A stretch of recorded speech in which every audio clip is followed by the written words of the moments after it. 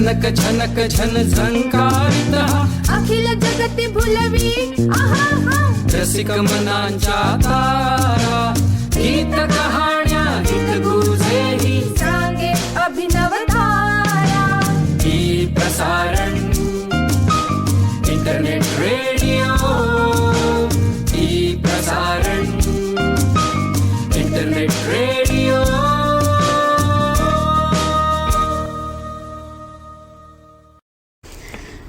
नमस्कार मित्रमैत्रिणींनो, नवदुर्गा स्त्रोत नवप्रेरणेचा या कार्यक्रमाच्या आजच्या भागात तुमचे खूप स्वागत आहे.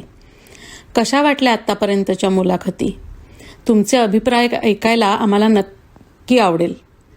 आजच्या या भागात मुलाखत आहे ती प्रसिद्ध फिजिसिस्ट प्रोफेसर रोहिणी गोडबोले यांची. मेधावी रोहिणीताईंना भारत सरकारने 2019 मध्ये पद्मश्री व फ्रेंच सरकारने 2020 मध्ये ऑर्डर नॅशनल डू मेरिट या पुरस्काराने सन्मानित केले आहे. बंगलोरला इंडियन इन्स्टिट्यूट ऑफ सायन्समध्ये कार्यरत असणाऱ्या प्रोफेसर रोहिणीताईंची मुलाखत घेतली आहे रिया खासनीस व इलिना बोपर्डीकर यांनी. चला तर मग ऐकूया ही मुलाखत. नमस्कार, वेलकम रोहिणी मावशी. तुमचे आजच्या कार्यक्रमात स्वागत आहे. मी रिया खासनिस. मी सॅन होजे कॅलिफोर्नियामध्ये राहते आणि 11वी ग्रेडमध्ये आहे. नमस्कार, काय म्हणताय? हा, बोला बोला मॅडम. आणि मी इलिना बोपर्डीकर. मी सॅन होजे कॅलिफोर्नियामध्ये राहते आणि मी 4थ्या ग्रेडमध्ये आहे. रोहिणी मावशी, आज आमच्याशी गप्पा मारायला वेळ काढला त्याबद्दल थँक्यू. चला करूया गप्पांना सुरुवात. चालेल, विचारा काय विचारायचं ते. मावशी, आम्हाला तुमच्या लहानपणाबद्दल ऐकायला आवडेल. तुमचे कुटुंब, शाळा, मित्रमैत्रिणीबद्दल सांगाल का? कल्पना खूप चांगली आहे, पण उत्तर खूप लांब होणार आहे. कारण मी 70 वर्षाची आहे ना, त्यामुळे माझं लहानपण खूप वर्षांपूर्वीच आहे. त्यामुळे खूप खूप आठवणी आहे. तर आता तुम्हाला त्यातलं मी जे सांगते त्यातलं किती समजेल, किती जचेल ते मला माहिती नाही. पण एक तर पहिली गोष्ट म्हणजे 70 वर्षापूर्वीचा भारत खूप निराळा होता. आणि आता तुम्ही अमेरिकेत ज्या वातावरणात वाढता आहात त्याच्यापेक्षा तर आणखीनच निराळा होता. कारण आता तुम्ही भारतात येता तेव्हा तुम्हाला असं वाटेल की भारतामध्ये आणि अमेरिकेत तसा काही खूप फरक नाहीये, पण त्या काळामध्ये खूप फरक होता. तर आम्ही लहानपणी मी एका त्याला पूर्वीच्या शब्दामध्ये वाडा असं म्हणत असत. तर हे जुने वाडे होते आणि त्या वाड्यामध्ये काय असायचं की लोक असे बाजूला घरं होती आणि मध्ये त्या वाड्याच्या मध्ये एक चौक असे आणि त्याच्या बाजूला सगळ्यांची घरं असायची. म्हणजे आणि एक कॉमन हाऊस सगळ्यांसाठी बाहेर. नंतर तिथेच चौकाच्या बाजूला आमच्याकडे पारिजाताचं झाड होतं. तर अशा प्रकारे अगदी वेगळ्या प्रकारचं वातावरण, ज्या वातावरणात मी मोठी झाले तसं ते होतं. आणि अतिशय ज्याला आपण म्हणू, म्हणजे ज्याला मला अतिशय असं नाही म्हणायचं पण आनंदाने म्हणेन मी की मी मध्यम वर्गाचं आमचं कुटुंब होतं. आणि त्या काळामध्ये साधारणपणे एकत्र कुटुंब पद्धती किंवा लोकांनी एकत्र राहायचं, असं एका कुटुंबातले सगळे लोक एकत्र राहत असत. तर आमच्याकडे तसं काही नव्हतं. माझे आई वडील आणि आम्ही चौघी असेच आम्ही राहत होतो. परंतु आम्ही ज्या वाड्यात राहायचो तो वाडा माझ्या वडिलांच्या मामाचा होता. त्यामुळे आमचे शेजारी जे होते ते सगळे माझे आजोबा, आत्या असेच सगळे लोक आमचे शेजारी होते. आणि त्यामुळे कधी फारसं त्या वाड्याच्या बाहेर मित्रमैत्रिणींशी खेळायला जायची फारशी गरजच नसायची. कारण आमच्या तिथलेच सगळे लोक चौकामध्ये उतरून आलं की खेळायला तिथं खाली जागा असते. आणि शाळेमध्येही आम्ही सगळे एकाच शाळेमध्ये, त्यामुळे शाळेमध्येही आम्ही सगळे एकत्र जात होतो. तर अशा प्रकारचं हे असं मोठं वाढतं ढाळं असं कुटुंब, हे आम्ही अशा कुटुंबामध्ये मी वाढले. परत दुसरी गोष्ट म्हणजे तो भारतातला काळही तसा वेगळा होता. आता जसं आपल्याला सवय आहे, गाड्या आहेत, टेलिफोन आहे, फ्रीज आहे, टीव्ही आहे, हे तर आपल्याला वाटतं की these are facts of life. पण मी ज्या घरामध्ये वाढले ना त्या घरामध्ये आमच्याकडे फ्रीज सुद्धा मी कॉलेजमध्ये BSc झाल्यानंतर फ्रीज आला. मी 10वीत वगैरे का 9वीत असताना आमच्याकडे रेडिओ आला. आणि रेडिओ तर कसा आला तर आम्हाला शाळेमध्ये बक्षिसं मिळाली, मला आणि माझ्या धाकट्या बहिणीला. आणि आम्हाला दोघींना मिळालेल्या वर्षाच्या बक्षिसांच्या रकमेतून आम्हाला तो रेडिओ घेण्या इतके पैसे मिळाल्यावर आम्ही ठरवलं की आपल्या घरामध्ये आपण रेडिओ आणायचा. तर सांगण्याचा हेतू असा की ज्या पार्श्वभूमीमध्ये याच्या काळामध्ये मी वाढले, त्या काळामध्ये एक वेगळ्या प्रकारचं, त्याला आपण हिंदीमध्ये माहोल असा शब्द म्हणत असा. तर मला वाटतं थोडीशी कल्पना तुम्हाला आली असेल त्या काळाबद्दल. ठीक आहे. आणि कुटुंबाबद्दलही तुला म्हटलं तसं की आमचं, माझे आई वडील आणि माझ्या 2-3 बहिणी, आमचं कुटुंब तसं लहानच होतं. पण उन्हाळ्याच्या सुट्टीमध्ये, दिवाळीच्या सुट्टीमध्ये आम्ही तरी नातेवाईकांकडे जात असू दुसऱ्या गावाला किंवा आमच्याकडे. आणि पुण्याची हवा खूप छान होती तेव्हा, आता तशी राहिली नाहीये. पण पूर्वी उन्हाळ्यामध्ये पुण्याला लोक चांगली हवा म्हणून आमच्याकडे, माझ्या आजी आजोबा बडोद्याला राहायचे, खूप गरम. तर त्याच्यामुळे आमचे असे मामा, मामे भाऊ, आते भाऊ, आते भावंड, मावस भावंड, सर्व लोक असे उन्हाळ्याच्या सुट्टीमध्ये घरी यायचे. त्यामुळे उन्हाळ्यांच्या मध्ये आम्ही, म्हणजे मी तुम्हाला कुटुंबाबद्दल माहिती देण्यासाठी हे सगळं सांगतेय की उन्हाळ्यामध्ये 4 खोल्यांच्या आमच्या घरामध्ये आम्ही 20-20 माणसं राहत होतो. कारण सगळे लोक आले की त्यांनी सकाळी उठून त्यांच्या बरोबर पर्वती म्हणून, तुम्हाला माहित नाही मला पुण्यामध्ये आहे माहितीये का नाही, पण पर्वती म्हणून एक छोटी टेकडी आहे आणि त्या टेकडीवर एक मंदिर आहे. आणि ते मंदिर तसं बऱ्यापैकी पूर्वीच्या काळातलं आहे, 1700-1800 सालामधलं तरी आहे. तर त्या मंदिरातला त्या दर सकाळी उठून आमच्या घरापासून साधारण 2 किलोमीटर असेल, 3-4 किलोमीटर, आम्ही सकाळी उठून जायचं, त्या पर्वतीवर चढायचं, तर मग त्या मंदिराला जाऊन यायचं.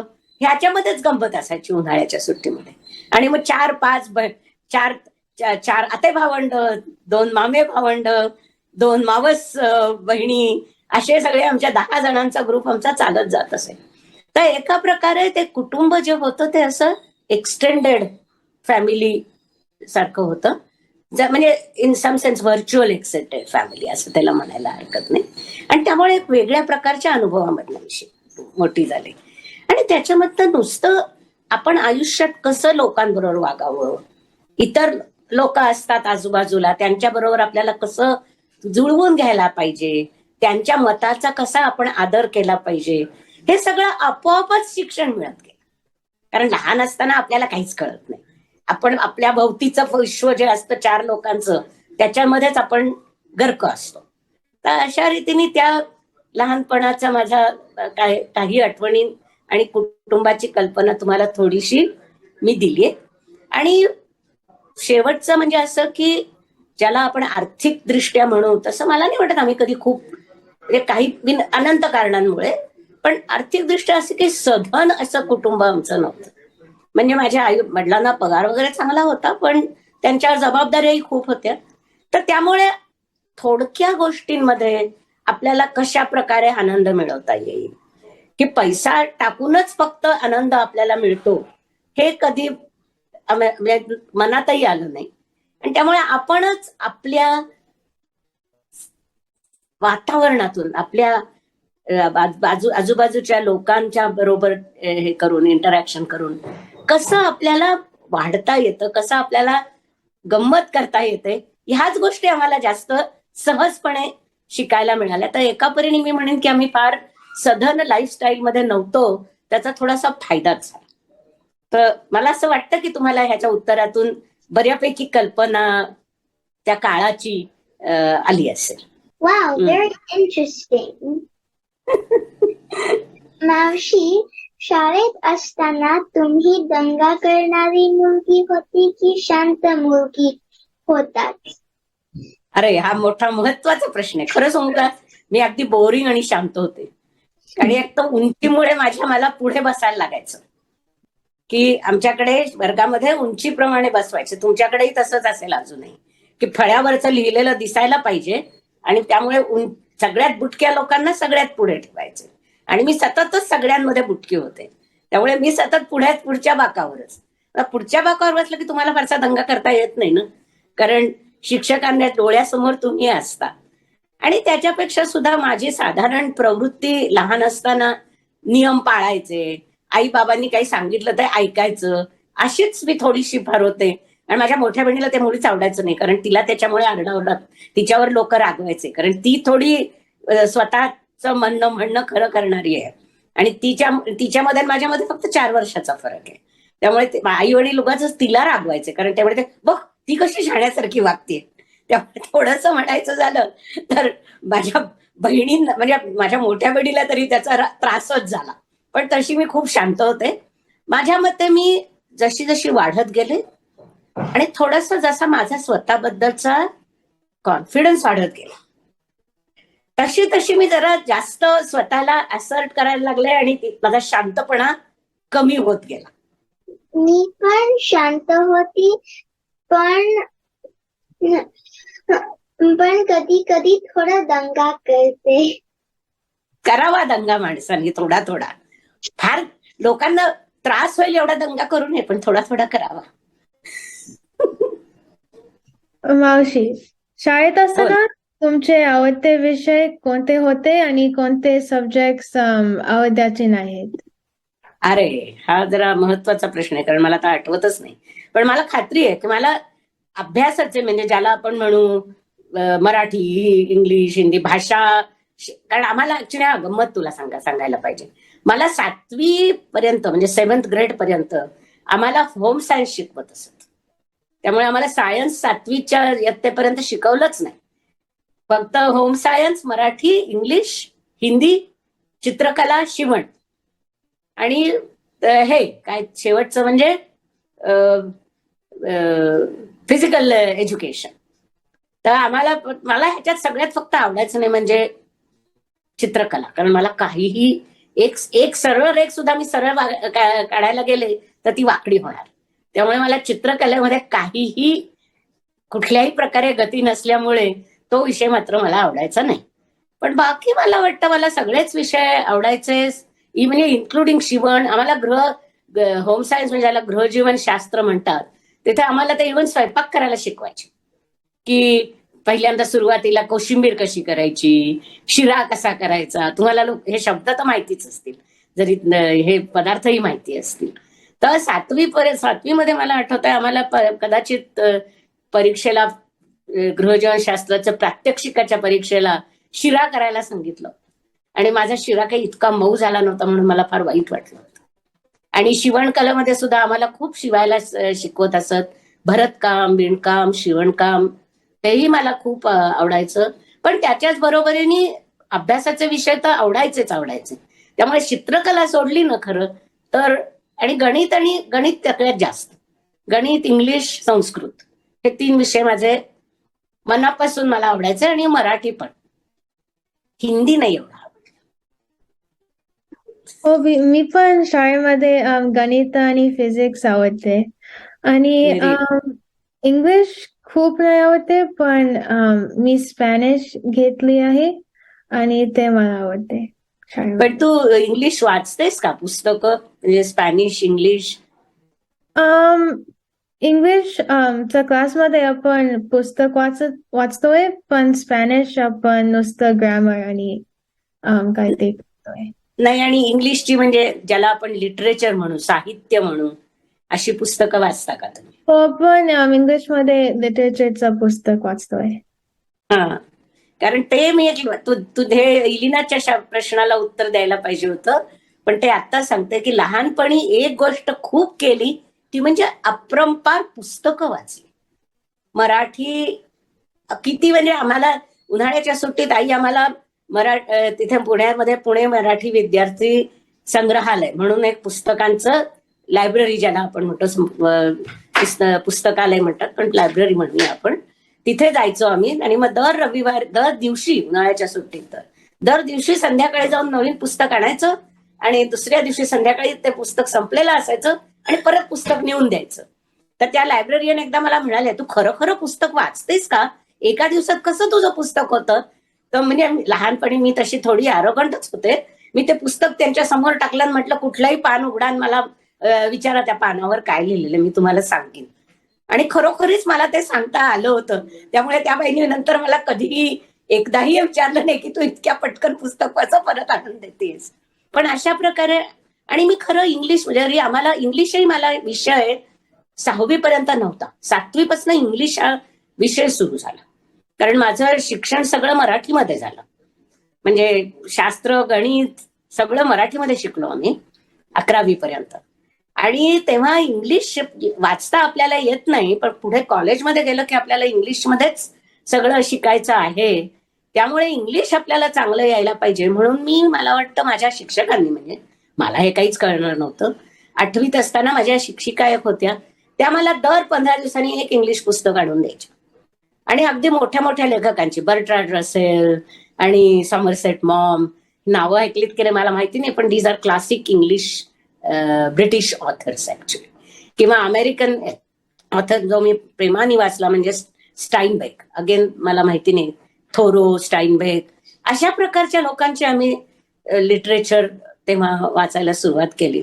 आणि त्याचा आपल्या नुसता भाषेच्या प्रगल्भासाठी नाही, परंतु आयुष्याबद्दल किती वेगवेगळ्या गोष्टी असू शकतात हे मला स्वतःला तरी त्या साहित्यातनं जास्त कळलं. तर म्हणजे ते तुझ्या प्रश्नाला की काय आवडत होतं आणि काय नावडत होतं, तर I like science for one thing and mathematics for one thing and literature languages for something else. हो, मला पण पुस्तक वाचायचं खूप आवडते आणि मी छानच. खूप फॅन्टसीचं पुस्तक वाचतेय. Very good. Fantasies are good. So tell me. मावशी, लहानपणी तुम्ही कोणत्या फन ऍक्टिव्हिटीज करायचा? मी आता ऑलरेडी तुम्हाला 2-3 सांगूनच टाकल्या, त्यामुळे मला जास्त उत्तरच राहिलं नाही, पण तरी परत त्या मी तुला परत रिपीट करून सांगते. एक म्हणजे आमच्या वाड्यातल्याच मित्रमैत्रिणींबरोबर खेळायचं. आम्ही खेळायचं म्हणजे lots of physical games. It was a big quadrangle. त्यामुळे आम्ही बऱ्याच प्रकारच्या फिजिकल गेम्स घरी आल्यावर संध्याकाळी खेळत असू. आणि आमच्या वाड्यामध्ये ना एक म्हाताऱ्या बाई होत्या, म्हणजे खूप आता लक्षात येतं माझ्या की त्या फार काही म्हाताऱ्या नव्हत्या. त्या 60 वर्षाच्या असतील. त्यावेळेला तुम्ही 5-10 वर्षाच्या, तेव्हा वाटतं की 60 वर्षाचा माणूस म्हणजे my God how old that person is. तर त्या होत्या आमच्याकडे, त्या वाड्यामध्ये राहत असत आणि त्या फार चांगल्या होत्या. तर त्या आम्हाला गोष्टी सांगायच्या. तर रात्री सगळ्यांची जेवणं झाली 8-8:30ला की तेव्हा टीव्ही नव्हते बरं का, कारण आमच्या घरामध्ये टीव्ही आला असेल मी 18-19 वर्षाची होते तेव्हा आमच्या घरात टीव्ही आला. तर त्याच्या आधी मनोरंजनाची साधनं काय होती, रेडिओवरच्या नाटकं ऐकायची किंवा आमच्या ज्या शेजारणी बाई होत्या त्या आम्हाला गोष्टी सांगायच्या. तर त्यांच्या उन्हाळ्याच्या सुट्टीत सगळे आमची भमंड आली की आम्ही 20-20 मुलं त्यांच्या भोवती गोळा करून बसायचो आणि त्या आम्हाला गोष्टी सांगायच्या. So that was fun. नाहीतर उन्हाळ्याच्या सुट्टीमध्ये आम्ही सगळे मिळून पोहायला जायचो. सकाळी 6 वाजता उठायचं, एक जथ्था बंद सगळ्यांनी 1-1 कप दूध प्यायचं आणि चालत स्विमिंग पूलवर जाऊन आम्ही सर्व मंडळी 1 तासभर, पाऊण तास असेल, स्विमिंग शिकायचं आणि परत यायचं. आणि मग त्या स्विमिंग महिनाभर केलं की मग स्विमिंग क्लासचं सेलिब्रेशन म्हणून की एखाद्या दिवशी एक जण 50 मीटर न थांबता पोहू शकला असं झालं की सेलिब्रेशन म्हणून भेळ आणि आईस्क्रीम असा कार्यक्रम असायचा. So that these kinds of small things, but they were lot of fun because they were with lot of people of my own age आणि ज्यांना त्याच गोष्टींमध्ये इंटरेस्ट होता. आणि ह्याच्यापेक्षा दुसरं आणखीन मोठं झाल्यावर महाराष्ट्रामध्ये एक गणेशोत्सव म्हणून असतो. तुम्हा लोकांना माहिती नसेल, पण गणपती माहिती काय माहित नाही मला, पण तो गणेशोत्सव म्हणजे गणपती भाद्रपदामध्ये गणपती येतात तेव्हा 10 दिवस गणपतीचा उत्सव असतो आणि ते सार्वजनिक उत्सव असायचे. तर संध्याकाळी रस्त्यावर देर यूज टू बी, आमच्या घराच्या बाहेर, वाड्याच्या बाहेर रस्त्यावर ते सिनेमाचं स्क्रीन उभी करायचे आणि मग वेगवेगळे सिनेमा आम्ही पाहायचो. सगळे आजूबाजूचे सगळे लोक येऊन रस्त्यावर खुर्च्या टाकून बसायचे किंवा गाण्याचे कार्यक्रम व्हायचे. मध्ये स्टेज घालायचं आणि अतिशय मोठे मोठे गायक गायिका येऊन त्या गणेशोत्सवामध्ये गायचे. तर अशा प्रकारचे खूप आणि हीच आमची मनोरंजन होती, हेच आमची गंमत होती. एक पण लहानपणी नव्हतं एवढं झालं, प्रवास तेवढा केला. म्हणजे पुण्याच्या बाहेर मी जवळजवळ वयाच्या म्हणजे एकटी माझा प्रवास करायला निघाले असेल तर वयाच्या 21व्या वर्षी. आणि कुटुंब म्हणून आम्ही असा प्रवास केला असेल तर तो फक्त आजोळी जाण्यासाठी, वडिलांच्या आई वडिलांकडे किंवा आईच्या आई वडिलांकडे किंवा आत्याकडे किंवा मावशीकडे. That was also part of the fun. Okay. Wow, that must be very fun to do. I think so. Yes. I'm glad you also think so. मावशी, शाळेत असताना तुमचे आयडल्स कोण होते? हा मात्र कठीण प्रश्न आहे ग, खरं सांगू का. कारण मला असं काही म्हणजे तसं म्हटलं ना तर माझे आयडल्स आता माझ्या लक्षात येते. म्हणजे मला हे अधिक आता तुझ्यासारख्या मुलींनी आणि आणखी काही लोकांनी हे प्रश्न गेल्या काही वर्षांमध्ये विचारल्यावर मला असं जाणवायला लागलंय की विदाऊट नोईंग मला असं वाटतं की माझे आयडल्स म्हणजे माझे आई वडीलच होते. की त्यांनी, कारण बाकी खरं म्हणजे फारसे अनुभव तुला आता म्हणजे मी वर्णन करून सांगितल्याप्रमाणे तुला लक्षात आलं असेल की वाचनातून आणि आजूबाजूला कुटुंबातल्या लोकांशी इंटरॅक्शन पेक्षा वेगळे आणि शाळेमध्ये ह्याच्यापेक्षा जास्त अनुभव आमच्याकडे तेव्हा नव्हते. तेव्हा त्या काळामध्ये मला तरी असं वाटतं की I was also very lucky. मला फार चांगले म्हणजे माझे आईवडील, मी नेहमी म्हणते ते माझे आईवडील जरी नसते ना तरी मला त्यांच्याबद्दल आदरच वाटला असता. असे ते दोन व्यक्ती होत्या, दोघही जण. त्यामुळे I think I was very lucky to have them as my parents. And role model किंवा आयडॉल अशा दृष्टीने जास्त होतं की आपण आयुष्यात कसं वागावं, आपण लोकांशी कसं इंटरॅक्ट व्हावं, लोकांच्या बद्दल आपल्या मनामध्ये लोकांना कसं आदराने आपण वागवावं, हे त्यांच्या वागण्यातनं मला जास्त. आणि त्याच्याच बरोबर की आपण उगाच कोणी आपल्याला वेड्यासारखं, if somebody tries to put you down, you should not get discourage by that. If you are sure की दिस इज रॉंग. ह्यासारख्या छोट्या छोट्या गोष्टी सुद्धा म्हणजे जास्त रोल मॉडेल मला जास्त more from the point of view how you conduct your life. परंतु प्रत्यक्ष आयुष्यामध्ये आपण काय करायचं ह्याच्यासाठी काही रोल मॉडेल होते असं मी नाही सांगू शकत खरं म्हणजे तसं तुम्ही वेगवेगळ्या शास्त्रज्ञांची, वेगवेगळ्या ज्याला आपण म्हणू बिग सोशल रिफॉर्मर्स, त्यांची आयुष्य वाचल्यावर अरे हे लोक किती चांगले असं वाटत होतं. पण असं आपण काहीतरी करू किंवा असं आपण काहीतरी करावं असा काही मी कॉन्शियसली विचार केला होता असं मला वाटत नाही. I hope you get the gist of my answer, that there was not in some sense a very well thought out plan as to what one is going to do in life. All one knew was that if I am going to lead a life, it should be a life full of integrity, honor and being true to yourself. की तुम्हाला जे करावंसं वाटतंय हे मला आता हे सगळं मी तुला आत्ता सांगते. मला तू तुझ्या वयाची असताना विचारलं असतंस तर ह्यातलं मला काहीही सांगता आलं नसतं, कारण इट इज नॉट कॉन्शियस. आता मला विचार करताना असं वाटतं की जे रोल मॉडेल्स मी तुला नावं सांगते किंवा शाळेतल्या एखाद्या शिक्षिका ज्यांच्या शिकवण्याच्या पद्धतीमुळे ज्यांच्याबद्दल अतिशय आदर वाटला, तर अशा प्रकारचे लोकच म्हणजे ज्यांना मी म्हणेन माझे रोल मॉडेल्स होते. Yeah, also, I would say माझे आई वडील माझे आयडल्स पण आहेत. Very good. अँड मावशी, सायन्स मध्ये खूप वेगळे प्रकारचे विषय आहेत, पण physics and especially particle physics मध्ये हे इंटरेस्ट कधी आणि कसा आला? परत ह्या प्रश्नाचं उत्तर लांब असणार आहे, तेव्हा टायटन युअर सीट बेल्ट्स, कारण पटकन मला नाही याचं उत्तर देता येणार. तर तुला मी जसं सांगितलं तसं की मला 7वी पर्यंत तर शास्त्रही शिकवलं नव्हतं.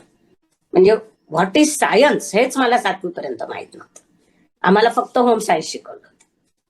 पण 7वी मध्ये त्या काळामध्ये आमच्या महाराष्ट्रात एक स्टेट स्कॉलरशिप एक्झामिनेशन म्हणून असायची की संपूर्ण महाराष्ट्रामध्ये काही, मला आता महाराष्ट्रात असतील का आमच्या प्रांतामध्ये असतील ते मी सांगू शकत नाही, पण सरकारी 10 मुलांना स्कॉलरशिप मिळत असेल. आणि ती स्कॉलरशिप किती असायची? 4 रुपये महिना. आणि त्यावेळेला माझी फी किती असायची? 5 रुपये महिना शाळेची. So it was a huge fraction of the fees. Okay. आणि ती परीक्षा 7वीत असायची. आणि आमच्या शाळेतल्या कोणालाही ते मिळत नसे, कारण आमच्या शाळेमध्ये 7वी पर्यंत सायन्सच शिकवत नव्हते. आणि या परीक्षेमध्ये सायन्सचा एक मोठा पेपर असायचा. तर मग आम्हाला जर शिकवलेलंच नाही तर आम्ही काय त्या परीक्षेत प्रावीण्य मिळवणार. आणि हे जेव्हा मला कळलं तेव्हा मी 7वी मध्ये असताना मी माझ्या शिक्षिकांना म्हटलं की नाही, मला तर बाबा मिळवायची आहे ही स्कॉलरशिप, पण मग आपल्याला आपण सायन्सचं काय करायचं? तर मग आमच्या शिक्षिका म्हणाल्या ठीक आहे, आपण शाळे संपल्यावर संध्याकाळी आणि शनिवारी सकाळी आणि रविवारी सकाळी मिळून शास्त्राचा अभ्यास करू. तुझं गणित चांगलंच आहे, गणिताच्या पेपरमध्ये तुला खूप मार्क मिळतील, कारण फक्त गणित आणि सायन्स असे 2च पेपर असायचे या परीक्षेला. तर त्यांनी मला वेळ काढून जास्त आपले आउटसाइड स्कूल आवर्स त्यांनी मला शिकवायला सुरुवात केली. म्हणून मी सायन्समध्ये माझा निर्माण झाला रस. नाहीतर माझी आई MA with Hindi, BA with Sanskrit, माझे वडील BA with politics, economics and history. तर ह्या सगळ्यामधनं आमच्या घरामध्ये काही शास्त्राबद्दल चर्चा फारशी कधी झालीच नव्हती. त्यामुळे तुझ्या वयाची असताना जर कोणी मला विचारलं असतं, आणि विचारलं लोकांनी की तो बाबा काय करणार आहेस, आता तोपर्यंत हा विचार होता की आपण पुढे काय शिकायचं, तर मी ठरवलं होतं की मी मॅथमॅटिशियन होणार आहे. म्हणजे PhD करणार आहे, पण एक तर मॅथमॅटिक्समध्ये किंवा संस्कृतमध्ये, कारण हे दोन्ही विषय मला खूप आवडायचे आणि मला खूप गती होती त्याच्यात. परंतु त्या काळामध्येच हे 7वीत, हे this I am telling you from 11, पण 7वीच्या परीक्षेला त्या बसायचं ठरलं. आणि तेव्हा माझ्या लक्षात आलं की मला सायन्स अगदीच कमी येते, कारण शिकलेलंच नव्हतं आम्ही कधी. तर माझ्या एक गणिताच्या शिक्षिका होत्या आणि त्यांचे यजमान दुसऱ्या शाळेत सायन्स शिकवत होते. तर त्या म्हणाल्या तू आमच्या घरी रोज येत जा, माझे यजमान तुला शास्त्र शिकवतील. आणि म्हणून 7वी ते 11वी मी त्यांच्या घरी जाऊन दररोज संध्याकाळी त्यांच्या घरी जायला सुरुवात केली. आणि त्यांच्यामुळे मी तेव्हा मराठीमध्ये एक येत असे, सृष्टीज्ञान म्हणून मॅगझिन येत असे, मासिक होतं ते, दर महिन्याला येत असे. आणि त्याच्यामध्ये लोकांना शास्त्राबद्दल नवीन काय होतंय याच्याबद्दल माहिती मिळावी म्हणून मराठीमध्ये काही काही आर्टिकल्स असायचे. आणि मला फक्त मराठीच वाचता येत होतं तेव्हा. तर मग त्यांनी मला त्या लायब्ररीमध्ये नेलं, ती मासिकं दाखवली, ती मासिकं मी वाचली. आणि मग त्या 4 वर्षामध्ये मला असं जाणवलं की आपल्याला हे आवडतं. त्यामुळे शास्त्रामधला जो इंटरेस्ट निर्माण झाला तो याच्यामुळे.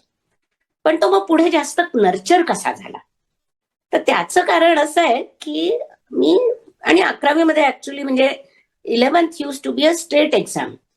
So you got judged among at least, I don't know how many, but at least 50,000 to 1 lakh students. आणि त्यांच्यामध्ये मला जनरल सायन्समध्ये सगळ्यात जास्त मार्क मिळाले होते. मला जनरल सायन्समध्ये मी पहिली आले होते आणि मला ते स्टेटचं बक्षीस वगैरे मिळालं होतं. तर तेव्हा असं प्रथम वाटलं की अरे आपल्याला सायन्स जरा येतं बरं का, गणितच नाही फक्त, पण सायन्सही येतं. पण तेव्हा कुठलं सायन्समध्ये वेगवेगळे विषय आहेत हेही माहिती नव्हतं. कारण शाळेमध्ये तुम्हा लोकांचं सिलेबस आता जास्त प्रगल्भ असतं, त्यामुळे तुम्हाला ऑलरेडी वेगवेगळ्या शास्त्राच्या शाखेच्या कल्पना असतात. आमच्या वेळेला साधारणपणे what we use to call was general science. म्हणजे त्याच्यामध्ये मेकॅनिक्स आलं, त्याच्यामध्ये इलेक्ट्रिसिटी मॅग्नेटिझम आलं, त्याच्यामध्ये लाईट आला, त्याच्यामध्ये बायोलॉजी आली, त्याच्यामध्ये काही केमिस्ट्री पण आली. सगळं त्या जनरल सायन्स हे एका विषयामध्ये गुंतलेलं असायचं. आणि त्याच्यामुळेच बहुतेक जेव्हा मी तुझ्या एजचे होते 11वी मधनं पास झाले तेव्हा मी त्या स्टेट एक्झाम मध्ये एकूण स्टेटमध्ये मी मेरिट लिस्ट मध्ये होते. तिथे लोकांनी येऊन माझ्या मुलाखती घेतल्या. वर्तमानपत्रकारांनी विचारलं तुम्ही काय करणार पुढे, इंजिनियर होणार का, डॉक्टर होणार? कारण professional course is something that everybody who was good in sciences always aimed for. पण मी ठरवलं की नाही, मला ते मला माहिती होतं की मला इंजिनियर डॉक्टर व्हायचं नाही. ते मी तेव्हा स्वतः सांगितलं की मी पण पीएचडी करणार आहे, पण तेव्हा मला असं वाटलं की मी मॅथमॅटिक्समध्ये पीएचडी करेन. कारण शास्त्राच्या ह्या वेगवेगळ्या इतक्या वेगवेगळे प्रकार आहेत हे फारसं समजलं नव्हतं. आणि संस्कृतही खूप आवडायचं मला. पण मग मी फर्स्ट इयर सायन्सला गेले आणि कारण गणितात जर पीएचडी करायचं असेल तर सायन्स स्ट्रीमला जायलाच पाहिजे. So I went for science.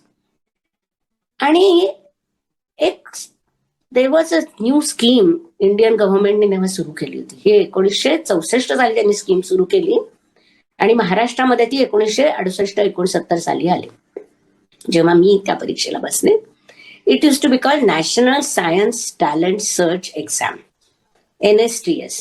तो हा गव्हर्नमेंटचा असा शासनाचा प्रयत्न होता की जी लहान वेगवेगळ्या प्रांतांमधली मुलं आहेत, ज्यांना हुशार आहेत पण ज्यांना शास्त्र काय, संशोधन म्हणजे काय हे माहिती नाही, तर त्यांना ह्याच्याबद्दल कळावं आणि अशी चांगली मुलं आपण निवडून त्यांना काही खास ट्रेनिंग मिळावं असा गव्हर्नमेंटचा उद्देश होता. म्हणून ही परीक्षा होती. आणि ही परीक्षा जर तुम्ही पास झाला तर तुम्हाला ऍक्च्युली 3 वर्ष कॉलेजची 100 रुपये महिना स्कॉलरशिप आणि MSc ला 250 रुपये महिना स्कॉलरशिप. हे नंबर तुम्हाला अगदी छोटे छोटे वाटतील, पण टू मेक अ स्केल मी ऑलरेडी तुम्हाला सांगितले माझी फी किती होती शाळेची, 4 रुपये, 5 रुपये. तर तेवढ्या कमी फी असताना 100 रुपये स्कॉलरशिप म्हणजे इट्स अ ह्यूज अमाऊंट. आणि if you want to compare it with my father's salary, माझ्या वडिलांचा पगार त्यावेळेला 1200 रुपये होता. तर if he gets 1200 at the age of 45 and if I get 100 rupees at the age of 18, clearly this was a huge scholarship. आणि मुख्य होतं की ह्या स्कॉलरशिपला तुमच्या आई वडिलांच्या वेतनाचा, सांपत्तिक स्थितीचा अडसर नव्हता. कारण बाकी इतर स्कॉलरशिप ज्या होत्या ते use to be called merit cum means scholarship. जर तुमच्या आई वडिलांचं उत्पन्न जास्त असेल तर त्या स्कॉलरशिप तुम्हाला मिळत नसत. म्हणजे तुम्ही जरी क्वालिफाय केलं तरी तुम्हाला त्या मिळत नसत.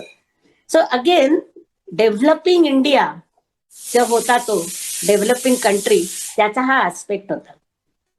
तर ह्या 250 स्कॉलरशिप असत जवळजवळ, फक्त 250-300 संपूर्ण भारतात. आणि त्यातली एक मला मिळाली. आणि ती मिळाल्यामुळे दरवर्षी वेगवेगळ्या ठिकाणी समर स्कूल्सना जायची सुरुवात झाली की these will be schools held by different universities, big institutes. Like माझी इन्स्टिट्यूट आहे इंडियन इन्स्टिट्यूट ऑफ सायन्स मध्ये, मी आता प्रोफेसर आहे. तर इंडियन इन्स्टिट्यूट ऑफ सायन्स मध्ये, University of Bangalore, Indian Institute of Technology Delhi, अशा ठिकाणी आम्ही समर स्कूल्सला गेलो. आणि मग there was a group of 40-50. आणि to be honest, it is in this summer schools that I developed interest in science and in physics. त्यामुळे तुला मी हे लांब उत्तर दिलं, पण ह्या सगळ्या संपूर्ण वाटचालीमधून हळूहळू इंटरेस्ट निर्माण झाला. आणि मग ऍक्च्युली BSc व्हायच तर मला खात्री नव्हती की मी मॅथमॅटिक्स करणार आहे का फिजिक्स करणार आहे. Actually I even did a double degree almost. संपूर्ण शेवटपर्यंत मी दोन्ही कोर्सेस करत राहिले. पण मग माझ्या असं लक्षात आलं हळूहळू विचार करताना की फिजिक्स म्हणजे मी जे करते त्याचं थिअरेटिकल फिजिक्स हे नाव आहे. आणि थिअरेटिकल फिजिक्स आणि मॅथमॅटिक्स मध्ये तसा खूप फरक नाही, थोडा आहे. कारण mathematics actually creates its own questions, but physics actually tries to answer questions about our surroundings, about how things work. So the questions are asked by nature in case of physics. And you use mathematics to answer those questions. आणि somehow मला असं वाटलं की हे जास्त मला पटतंय, हे मला जास्त करावंसं वाटतंय. आणि त्याच्यामुळे मी फिजिक्स कडे वळले. आणि त्यातूनही जो मी आता ज्या विषयात काम करते त्या विषयात मी काम करायला लागले, कारण मी BSc झाल्यानंतर MSc केलं इंडियन इन्स्टिट्यूट ऑफ टेक्नॉलॉजीमध्ये. मी मास्टर्सला घराच्या बाहेर गेले, पुण्याहून मुंबईला गेले. आणि तिथे मला एक अतिशय फार चांगले शिक्षक, he was a theoretical physicist, भेटले. आणि ते म्हणजे तू आता जो प्रश्न पहिल्यांदा केला होता ना, रोल मॉडेल लहानपणी कोण होतं, तर ह्या वयात जेव्हा मला कळलं की मला सायन्स करायचंय, तेव्हा he was my role model. And he did theoretical physics. आणि त्यावेळेला particle physics was like the cutting edge. That was a subject full of questions. And if you are any good, you wanted to do particle physics. So that's why I started doing particle physics. आज जर असते मी तुझ्या वयाची, तर आज कदाचित मी particle physics नाही करणार, ॲस्ट्रोफिजिक्स करेन. कारण now suddenly the situation is such that you have burning questions in astrophysics. तर question was at that time particle physics, nuclear physics. अगदी असे कळत होतं की ह्या विषयांमध्ये पुढे संशोधन होणार आहे, हे पुढे जाणारे विषय आहेत. तर ह्या सगळ्या, मला वाटतं की ह्या लांब उत्तरातून तुला साधारण माणूस कसं रिसर्च मध्ये हळूहळू ऑस्मॉसिस सारखं ऍब्सॉर्ब करून इंटरेस्ट कसा जनरेट होऊ शकतो ह्याचं उदाहरण तुला मिळालं असेल. हो, मला पण शाळेमध्ये मी फिजिक्स घेतली आहे हे वर्ष, आणि थोडंसं इंटरेस्ट आहे फिजिक्समध्ये आणि कम्प्युटर सायन्समध्ये. व्हेरी आणि गुड. हो, पण मावशी, तुम्ही US मध्ये PhD केली, आणि हे US मध्ये PhD साठी अप्लाय करताना काय प्रॉब्लेम आले का, आणि हे ऍप्लिकेशनचा प्रोसेस कशी होती? अरे वा, this is again I would say tighten your seat belts, कारण इट्स अ लॉंग स्टोरी. आणि अगदी गंमत म्हणून तुला सांगते की मी काही परदेशी जायचा विचार करत नव्हते. MSc Indian Institute of technology तर केलं, ऑलरेडी घराच्या बाहेर मी पडले होते. आणि मला असं वाटलं की मी PhD करीन, परंतु भारतामध्येही वेगवेगळ्या चांगल्या इन्स्टिट्यूशन्स आहेत, तेव्हा कमी होत्या थोड्या. तर माझ्या मनामध्ये PhD करायचं होतं, पण बाहेर जायचं असं काही, म्हणजे परदेशात जायचं असं काही नव्हतं. पण माझ्या आईला, म्हणजे उषाताईची मावशी, तर तिला एका American association of advancement for science, AAAS, आणि American association of university women, AAUW, ह्या दोन ऑर्गनायझेशन्सनी मिळून एक खास स्कॉलरशिपची स्कीम केली होती की इतर देशांमधल्या विद्यार्थिनींना, मुख्य करून विद्यार्थिनींना, सायन्समध्ये जर काही कोर्स करायचा असेल, MSc, PhD, तर त्याच्यासाठी ही स्कॉलरशिप देऊ केली होती AAAS आणि AAUW यांनी मिळून. आणि त्याची जाहिरात आमच्या आईने कुठेतरी पाहिली, म्हणून तिने मला, मी MSc IIT मुंबईत करत होते, तिने मला ती धाडली. आणि दिस वॉज नोव्हेंबर 1973. आणि साधारणपणे तुम्हाला ऑगस्ट सेमेस्टरसाठी जर अप्लाय करायचं असेल तर तुम्हाला ऑलरेडी सप्टेंबर ऑगस्ट मध्ये सुरुवात करायला लागते, कारण you have to give GRE, graduate record examination, you have to give TOEFL, which was test of English as a foreign language. आणि हे मी काहीच केलेलं नव्हतं. पण ह्या अर्ज पाहिल्यावर, आणि अर्जात असं त्यांनी लिहिलं होतं की तुम्हाला कुठे ऍडमिशन मिळाली आहे का, म्हणून त्या अर्ज भरायचा, म्हणून मी परदेशी जायचा विचार करायला सुरुवात केली. आणि म्हणून मी सगळ्या परीक्षा द्यायला लागले. आणि तेव्हा actually admission process was quite complex, कारण इव्हन GRE तुम्हाला द्यायची असेल तर you have to fill a form, of course, आणि त्या फॉर्मची फी होती $8. परंतु भारतामध्ये त्यावेळेला फॉरेन एक्सचेंज असं सहजासहजी मिळत नसे. तुम्हाला रिझर्व्ह बँक ऑफ इंडियामध्ये जाऊन रुपये भरून $8 एक, ज्याला आपण मराठीमध्ये धनादेश म्हणू किंवा इंग्लिशमध्ये ड्राफ्ट म्हणू, तसा मिळत असेल. It was a payable bearer cheque to be payable to GRE whatever educational testing services ETS in the US. तर तो $4-8 फॉर्म त्याच्यासाठी तो सगळा आणून महिना लागत असे हे सगळं. आणि आता तर माझ्याकडे वेळच नव्हता. नोव्हेंबर मध्ये मला हा फॉर्म हातात आला. तर माझा एक MSc करणारा माझा मित्र होता. त्याने ठरवलं होतं की परदेशातच जायचंय म्हणून त्यांनी फॉर्म वगैरे मागवून ठेवला होता. सगळं त्याच्याकडे तयार होतं. आणि तो म्हणाला, हे बघ, तू MSc मध्ये आमच्यापेक्षा खूप चांगले मार्क मिळवतेस, तू वर्गामध्ये पहिली येतेस, त्यामुळे तू कुठे अप्लाय केलंस तर लोक तुला नक्की ऍडमिशन देतील. त्यामुळे हा माझा फॉर्म परीक्षेचा तू घे. So I had such good friends. म्हणजे this could have been an obstacle because I didn't know it would have taken too long to get a form to forget about appearing for the exam, even to apply for the exam. पण माझ्या मित्राने मला form आपोआप हातात दिला. आणि मग मी फक्त ज्या युनिव्हर्सिटीजना प्री ऍप फी नसेल किंवा ऍप्लिकेशन फॉर्म फी नसेल तेवढ्याच 5 युनिव्हर्सिटीजना मी अप्लाय केलं. कारण बऱ्याच युनिव्हर्सिटीना you have to pay application fee, processing fee.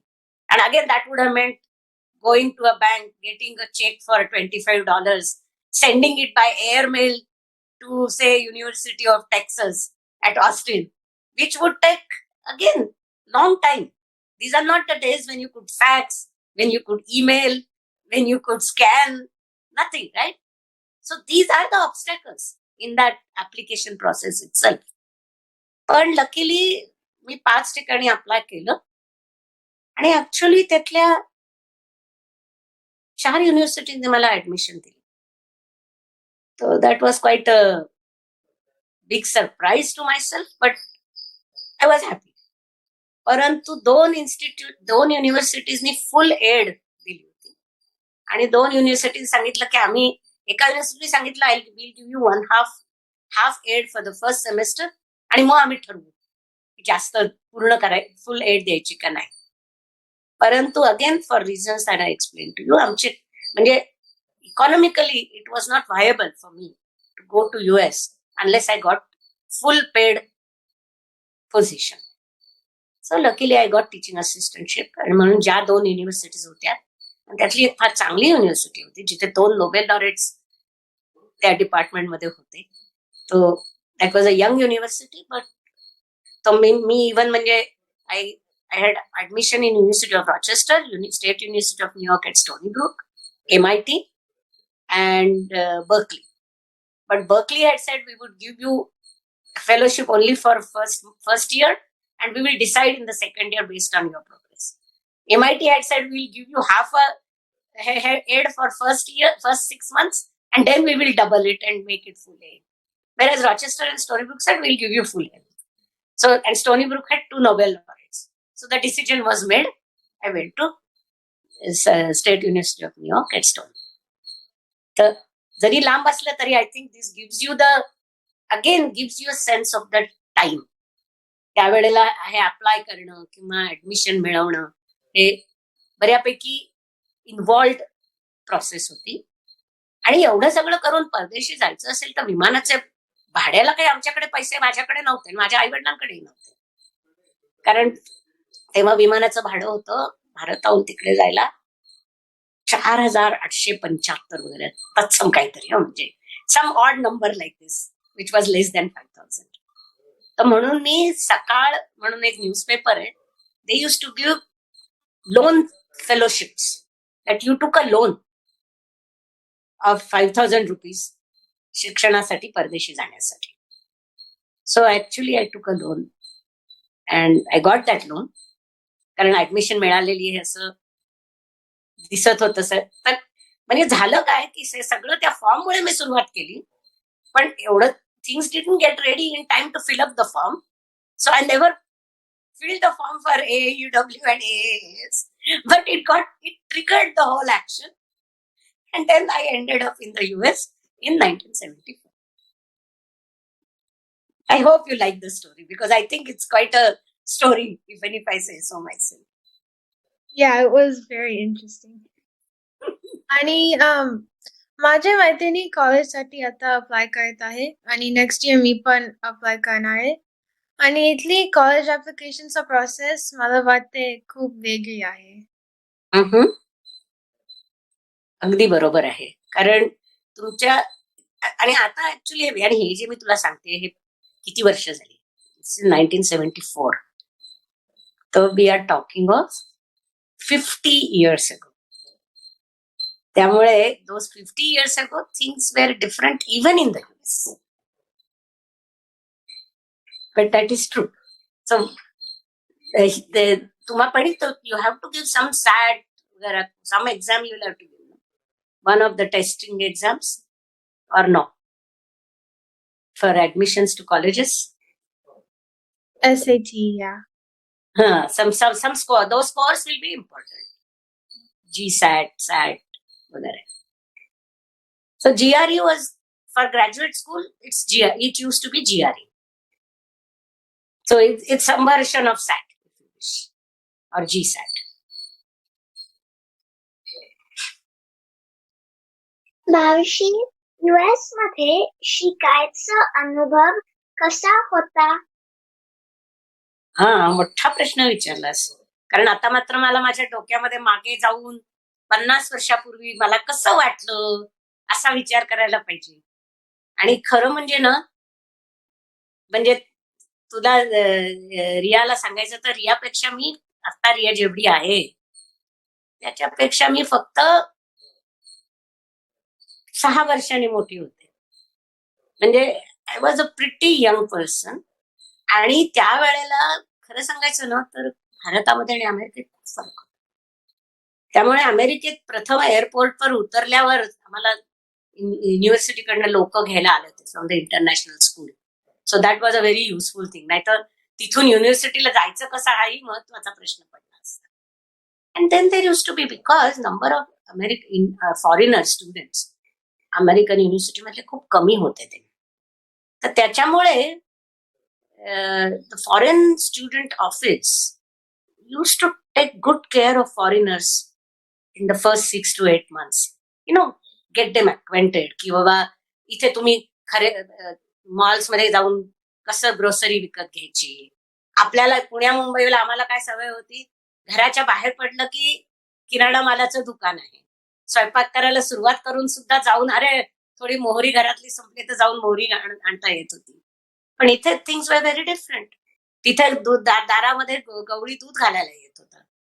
इथे तुम्हाला दूध मॉलमध्ये जाऊन दुधाच्या, आणि ते ऑलरेडी तसंच होतं ना अमेरिकेत.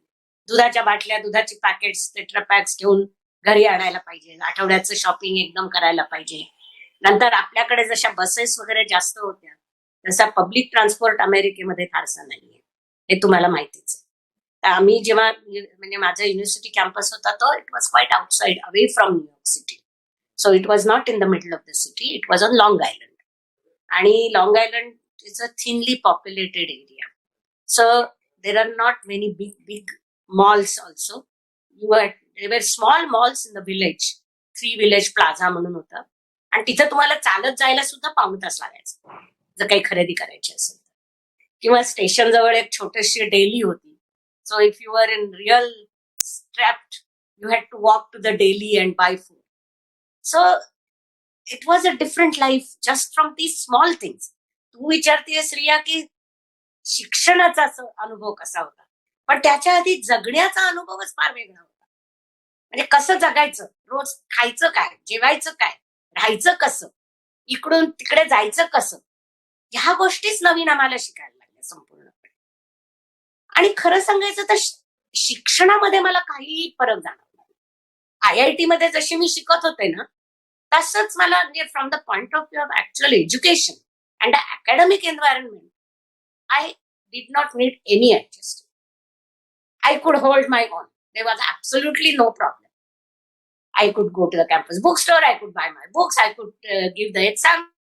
But it was a very interesting, enriching, sometimes difficult असा एक्सपिरियन्स होता.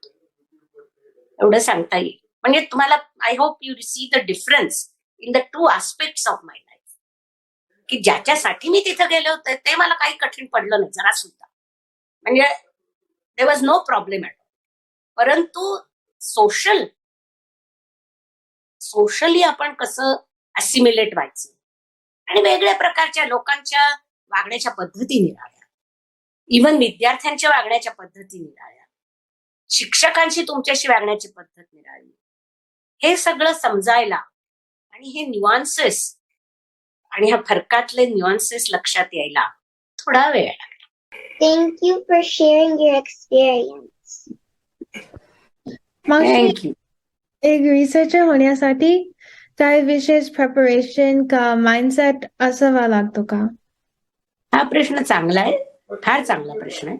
कारण तुला खरं सांगू का, बरेचदा काय होतं, म्हणजे आमच्या काळात तरी व्हायचं की साधारणपणे चर्चा व्हायची जेव्हा लहानपणी असताना की तुम्ही पुढे कोण होणार, काय व्हायचं, तर शास्त्रज्ञ व्हायचं असा काही फारसा कोणीच प्लॅन केलेला विचार नसायचा. म्हणजे शास्त्रज्ञ म्हणजे काय, म्हणजे मला स्वतःला शास्त्रज्ञ म्हणजे काय हेही कळायला वेळ लागला होता. तुला सांगितलं तसं की मी 11वी मध्ये गेल्यावर when I read a few I read the life of Nikolai Tesla और थॉमस एडिसन किंवा मॅरी क्युरी, अशा लोकांची चरित्र जेव्हा वाचली तेव्हा कळलं की शास्त्रज्ञ म्हणजे काहीतरी एक वेगळा ग्रुप असतो.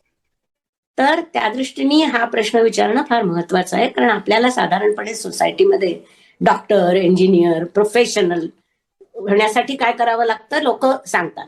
Supposing you want to become a businessman, supposing you want to have a career which involves interactions, मग तुम्ही म्हणता की let's increase our communication skills किंवा डिबेटिंग. तर तसं गंमत अशी आहे की हे जे सगळे स्टँडर्ड इंटलेक्च्युअल स्किल्स आपण म्हणतो ना, डिबेटिंग और presentations, these are all essential part of a researcher's life. They are necessary, but they are not sufficient. I hope you see the difference. That is for साधारण professional आयुष्य जगण्यासाठी आपण लहान असताना कॉन्फिडेंटली आपलं मत मांडणं किंवा मत कसं मांडायचं लॉजिकली हे शिकणं, चांगलं प्रेझेंटेशन करणं, एखाद्या विषयाचा अभ्यास करणं, म्हणजे it can be just how did COVID spread? Even this might be, or how does my neighborhood how did my neighborhood handle COVID? This can be a subject, but how to make a presentation जे succinct असेल, मुद्देसूद असेल असल्या विषयांवर, हे आपण करायला जे शिकतो, तर for any other career also people would say one should learn all these skills.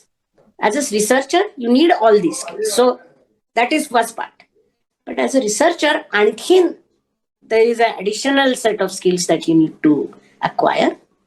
आणि ती अशी की you need to be able to always ask questions. प्रश्न विचारायचे की हे असं का. म्हणजे कोणीतरी तुम्हाला सांगितलं की उद्या तुला कोणीतरी सांगितलं की सूर्य पृथ्वीच्या भोवती फिरतोय, तर ते तसं you don't accept that just because somebody knowledgeable is telling you this. मग तू त्यांना विचार की कशामुळे तुम्ही असं म्हणता, काय ऑब्झर्वेशन आहे. आणि मग उलट विचार करताना लोकांच्या लक्षात येईल की अरे रात्र दिवस होतात याचा अर्थ पृथ्वी सूर्याच्या भोवती फिरतीये. सूर्य पृथ्वी भोवती फिरत असता तर आपली रात्र दिवस झालीच नसते, कारण सूर्य प्रत्येक वेळेला आपल्याकडेच राहिला असता. The fact that you have day and night, ह्याच्यावरच आपल्याला कळतं की सूर्य पृथ्वीभोवती फिरणं शक्य नाही, पृथ्वी सूर्याभोवती फिरायला हवी. बरोबर.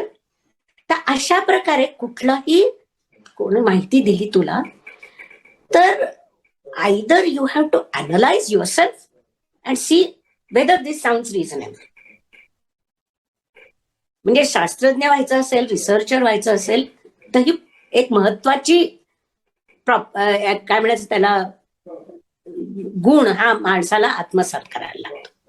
आणि सायन्स चांगल्यापैकी शिकायला पाहिजे. अरे mathematics, you need mathematics no matter what you do. तुम्ही बायोलॉजी केली काय, झुलॉजी केली काय, अॅनिमल सायन्सेस केलं काय, आणि आता आजच्या काळामध्ये computers. So both mathematics and computers हे अगदी you need to acquire training. But most important प्रश्न विचारणं, क्युरिओसिटी, की हे असं का, आणि छोट्या छोट्या गोष्टींसाठी असे जर प्रश्न आपण विचारत गेलो तर त्याचा you develop certain skills as a result. ठीक आहे. आणि आणखीन एक आहे जे मात्र फक्त मला आता इतक्या वर्षांनंतर कळतं, पर्सिव्हिअरन्स. एखादी आयडिया आली मनामध्ये, आता माझ्या एखादा मी प्रोजेक्ट घेतला करायला, मला असं वाटतं की हा प्रोजेक्ट सक्सेसफुल होईल, मला जो मी प्रश्न विचारते त्या प्रश्नाचं मला उत्तर मिळू शकेल. पण मग काय होतं काही काही वेळेला की बराच प्रयत्न केला तरी प्रॉब्लेम सुटतच नाही. Take an example of a math problem which you are not able to solve. Then you say okay जाऊ दे आता मला कंटाळा आला मी सोडून देते. तर असं सोडून देऊन चालत नाही. You have to appreciate that sometimes things take time to work out. Perseverance is very important. आणि this I have to say in English, कारण अनफॉर्च्युनेटली मला हे इतकं मराठीत इतकं चांगल्या पद्धतीने मला ते एक्सप्रेस करता येणार नाही. As you go along being a researcher, you learn how to ask questions that can be answered. See, because I can always, there are अगदी असे प्रश्न आपण विचारू शकतो की जग कसं सुरू झालं, त्या विश्वाची उत्पत्ती कशी झाली, हे मला शोधून काढायचं असं आपण म्हणू शकतो. पण असा ब्रॉड प्रश्न आपल्याला आन्सर करता येणार आहे का with the knowledge that one has? This is something you have to learn. तर रिसर्च करताना बरेचदा you build on the knowledge in a subject area that has developed over the centuries, and then you can ask a question in that. Okay, so I hope I have been able to convey to you the 3 steps that are necessary in being a researcher. आणि sorry हे मी English मधनं बोलले, कारण हे मला खरोखरीच इतक्या चांगल्या पद्धतीने मराठीतनं कदाचित येईलही, पण असं उत्स्फूर्तपणे सांगता येईल की नाही ह्याची खात्री नव्हती. It's okay. मला पण रिसर्च मध्ये इंटरेस्ट आहे. फिजिक्स क्लासमध्ये मी रिसर्च करतेय आणि लॅब रिपोर्ट लिहितेय. सो ही माहिती मला खूप युजफुल आहे. थँक्यू. अरे वा, very nice, I am happy. तुमच्या पहिला रिसर्च पेपर बद्दल सांगाल का? अरे माझा पहिला रिसर्च पेपर म्हणजे फार अनयुज्युअल होतं, कारण साधारणपणे तुम्ही तुमचा पहिला रिसर्च पेपर तुमच्या सुपरवायझर बरोबर लिहिता. परंतु माझे सुपरवायझर, मी त्यांच्याशी त्यांच्याबरोबर पीएचडी करायला सुरुवात केली आणि काही दिवसातच ते 1 वर्षाच्या रजेवर गेले. तर त्यांनी मला प्रॉब्लेम देऊन गेले होते ते की हे अशा अशा प्रकारचा प्रॉब्लेम आहे, तर त्या म्हणजे तुम्हाला आता 1-2 टेक्निकल शब्द वापरावे लागतील तेवढे मी वापरणार आहे. की पार्टिकल फिजिक्स म्हणजे काय असतं, तर जे सबएटॉमिक फंडामेंटल पार्टिकल्स असतात त्यांचे ते कुठले आणि त्यांच्या एकमेकांबद्दलचे त्यांच्या एकमेकांमधले फोर्सेस काय, ह्याचा अभ्यास म्हणजे what is called particle physics. तर there is something called a standard model of particle physics which नाव हॅज गॉट मे बी गेल्या शतकामध्ये त्या विषयाला साधारणपणे 50 नोबेल प्राइजेस मिळालेली, निम्मी नोबेल प्राइजेस गेल्या 100 वर्षातली त्या विषयातल्या संशोधनावर मिळालेली आहे. तर असा हा तो माझा संशोधनाचा विषय होता. तर त्याच्यामध्ये एक, जेव्हा मी 1974 साली संशोधनाला सुरुवात केली तेव्हा त्या मॉडेलच्या डेव्हलपमेंटला सुरुवात झाली आणि ते मॉडेल एक्झॅक्टली काय आहे अजून कोणालाच पूर्णपणे माहिती नव्हतं. तर माझ्या सुपरवायझरनी मला सांगितलं की consider a small variation of the model that everybody is considering, आणि in that small variation, so what is interesting about the standard model of particle physics is that it predicts very accurately, gives you the ability to calculate properties, changes in the properties of fundamental particles with some parameters. So like there is a particle called muon, आणि तो muon जो असतो, so if you put it in a magnetic field, actually its spin precesses तुम्ही इलेक्ट्रोमॅग्नेटिझम थोडं शिकला असाल. So object if you put a needle in magnetic field, it will start moving, no? It will go to the direction of the north pole of the magnetic field. So if the magnetic field is varying, then the needle will vary, needle will move. The rate at which the needle moves in a magnetic field gets decided by some intrinsic property of that magnetization of that needle. So for a fundamental particle, such magnetization is its intrinsic property. And how to accurately measure that is one of the big things of particle physics experiments.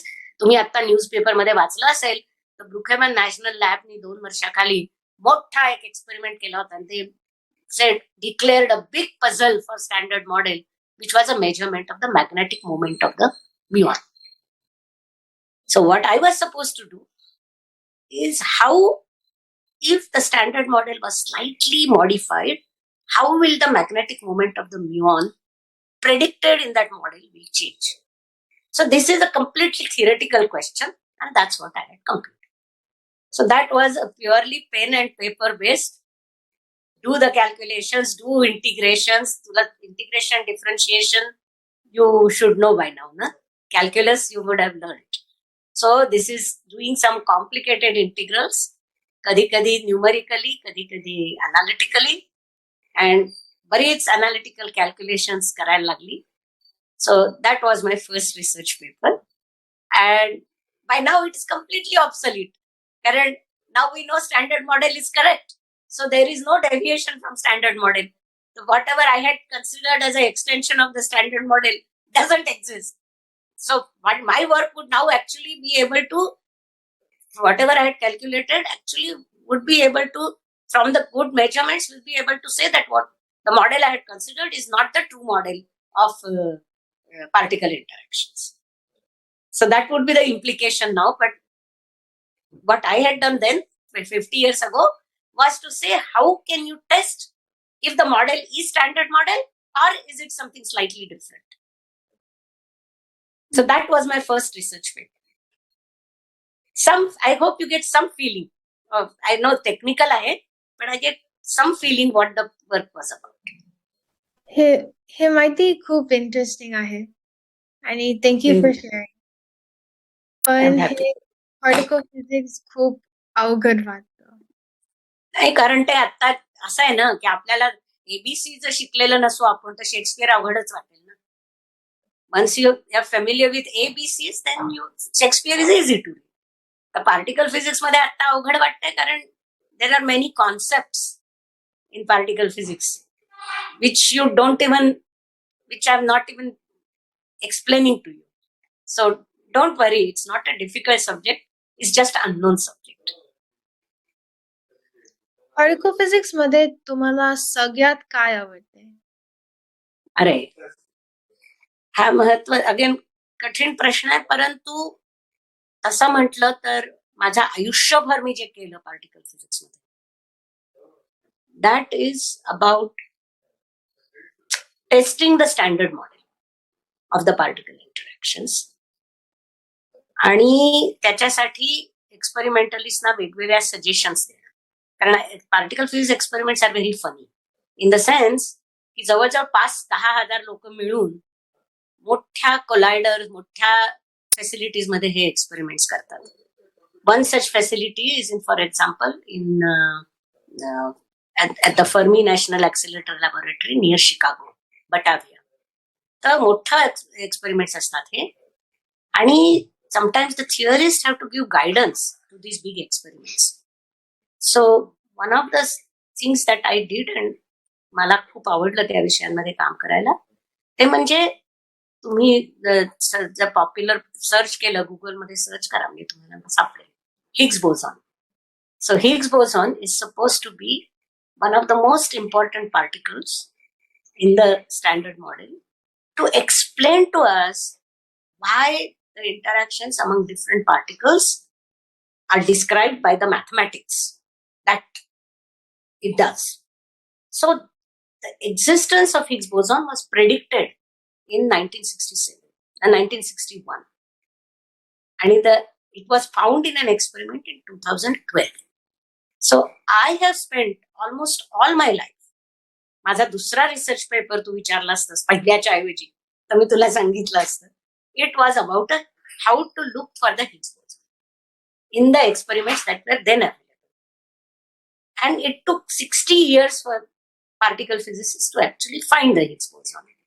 So the physics of the Higgs boson and the physics of the top quark were my areas of really focus areas of my research in particle physics.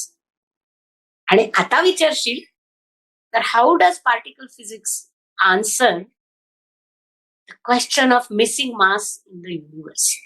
And what we have found is that in the whole universe, there is something called dark matter, which you cannot see. So if you point your telescope in the sky where there is dark matter, you don't see any light. But then how do you know it's there?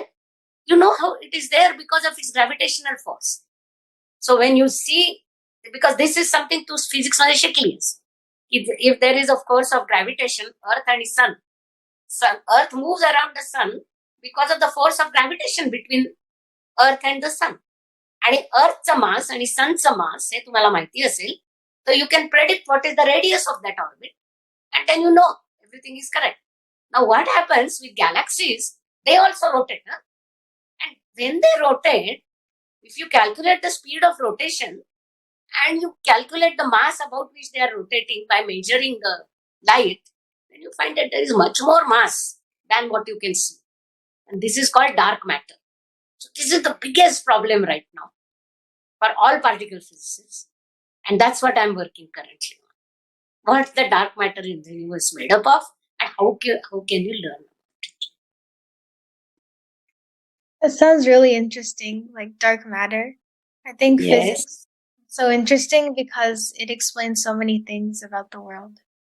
Correct. आणि एक female researcher म्हणून काय अडचणी का problems तुम्हाला आले का? हा ना प्रश्न जरा कठीण पडतो उत्तर द्यायला. कारण काय सगळ्या रिसर्चर्सच्या आयुष्यात साधारण प्रश्न येतातच. Research is not a easy straight forward life. कारण प्रत्येक तुम्ही एखाद्या विषयावर काम सुरू केलं मग तो विषय तो प्रॉब्लेम सुटणारच नाही असं कळलं तर already you have issues in a life of research. आणि तू मला जे विचारतेस की whether I got any special problems because I am a woman हे जरा कठीण होतं सांगणं. कारण मला स्वतःला असं वाटतं की मला ते प्रॉब्लेम्स आले मी असं असू शकेल की मला वाटतं की मी बाई आहे म्हणूनच हे प्रॉब्लेम्स मला आले. पण खरं म्हणजे मी बाई नसते तरी सुद्धा ते प्रॉब्लेम आले असते हे मी सांगू शकत नाही. त्यामुळे ह्या प्रश्नाचं उत्तर देणं थोडं कठीण जात आहे. परंतु जनरली स्त्रियांच्या आयुष्यामध्ये संशोधन करताना जरा जास्त अडथळे येतात हे सत्य आहे. आणि सुरुवात कुठे होते? सुरुवात संशोधन म्हणजे पीएचडी वगैरे करेपर्यंत हा प्रश्न कधी येत नाही. आपल्याकडे तरी भारतामध्ये तरी कोणी असं म्हणायला जात नाही की तू मुलगी असेल का पीएचडी करतेस. ऍक्च्युली परदेशामध्ये अजून तोही प्रॉब्लेम आहे फ्रँकली. आता कमी होतोय परंतु भारतामध्ये हा प्रश्न कधी नव्हता. परंतु मी जेव्हा परदेशी पीएचडी करायला गेले तेव्हा प्रथम ऑब्स्टेकल असू शकलं असतं ते काय तर माझ्या आई वडिलांना लोकांनी सांगितलं तुम्ही तिला अमेरिकेला धाडणार ती तिथे 5 वर्ष राहणार मग ती पीएचडी करून येणार मग तिच्या योग्यतेचा तुम्हाला नवरा जोडीदार कसा शोधता येईल. कारण India till then and even now broadly believed in arrange marriages. तो ही आई वडिलांची जबाबदारी नवरा शोधून काढणं मुलीसाठी. आणि मग ती जर पीएचडी झालेली असेल तर तिच्यापेक्षा जास्त शिकलेला नवरा कसा शोधणार तुम्ही. म्हणून तुम्ही तिला परदेशी धाडूच नका. तर त्यावेळेला जर माझ्या आई वडिलांनी हे मान्य केलं असतं तर that would have been my first obstacle. म्हणजे instead of telling you whether I had any obstacles मी तुला साधारणपणे काय ऑब्स्टेकल्स असू शकतात याची कल्पना द्यायचा प्रयत्न करते. कारण माझ्या आयुष्यात त्या काही आलीही असतील परंतु ती I don't feel comfortable talking about personal experiences to that level. I don't want to judge whether that caused a problem. It might have. परंतु जनरली काय होऊ शकतं आता दिस इज वन प्रॉब्लेम की society how does society look at a woman research and the importance of research done by a woman. तर तशा प्रकारे पण मग लकीली मला माझे आई वडील फार चांगले भेटले. त्यामुळे त्यांना सांगितलं की नाही, आम्ही तिला धाडणार आहोत, तिला शिकायचंय, आम्ही तिला पीएचडी करायला धाडलंय. मी पीएचडी करून परत भारतात आले. तेव्हाही मी त्यांना सांगितलं की मला काय असतं, रिसर्चच्या आयुष्यात पीएचडी झाल्यानंतरची काही वर्ष असतात ना, ती फार महत्वाची असतात. कारण तुम्ही जेव्हा पीएचडी करता तेव्हा तुमचे सुपरवायझर तुम्हाला प्रॉब्लेम देतो, पण पीएचडीच्या नंतरच्या त्या 4 वर्षात तुम्ही स्वतःचे काहीतरी प्रॉब्लेम्स शोधून काढता, लोकांबरोबर कोलॅबोरेशन करता. हा काळ फार महत्वाचा असतो. तेव्हा मी भारतात परत गेले ताबडतोब. तेव्हा लोकांनी आई वडिलांना माझ्या सांगितलं की नाही, तिचं लग्न करून टाका. तर माझ्या आई वडिलांनी सांगितलं नाही, तिला जेव्हा लग्न करायचं असेल तेव्हा आम्ही तिला, तोपर्यंत आम्ही तिला तिच्या मागे लागणार नाही. That was very important. कारण ती जी 4 वर्ष मला पूर्णपणे माझ्या संशोधनामध्ये मी कशी पुढे जाऊ शकेन ह्याच्याबद्दल मला काम करता आलं. तर हा एक दुसरा अडथळा असू शकतो.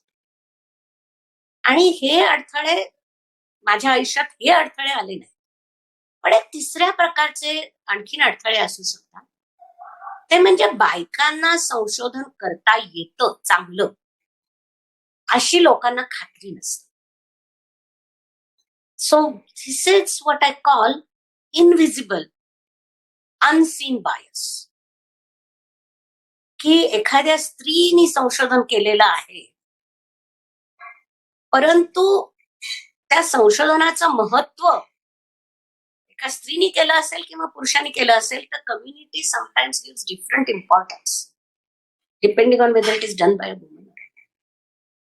किंवा एखाद्या बाईला स्वतःचं संशोधनातलं सातत्याने पुढे जायचं आहे, तर त्याच्यासाठी तिला मदतीची गरज आहे.